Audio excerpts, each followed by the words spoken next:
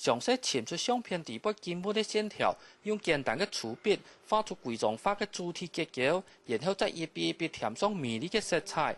乡土画家曾文忠的画风自然写实，呈现其对风土人情的真实情感，尤其是孕育其身为艺术家的故乡美浓。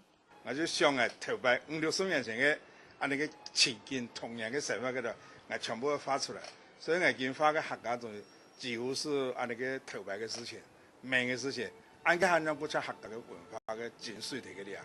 曾文忠的彩笔画片的古嘅美浓，运用美浓平原的美浓河、历史悠久的东门楼、建筑石文的三片古迹建设田，以及面试山下的总政府一岛。后来其嘅视野扩大到贵嘅绿队，甚至係台湾所有的客家莊，而可用圖畫將客家的印象保留下來，本客家子孫做的世代流傳。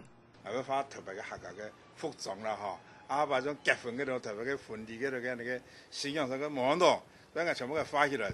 將來我哋後頭上啊，這上來那個那個是客家嘅哈，那個就是客家的東西。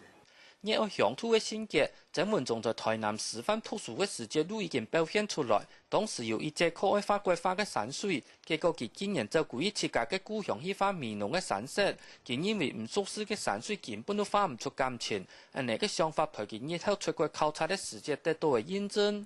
告訴嘅不是為世界各個去考察嗰種美術，參觀嗰那個西洋嘅美術館嗰度，看到每一個家嘅那個畫家。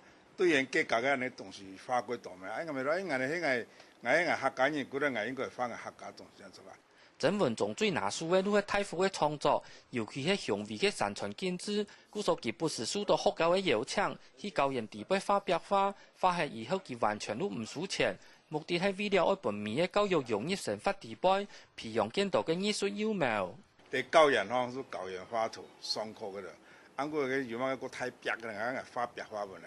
讓學生嘅面嚟上課嘅，可能一下啲人都搞風景改正。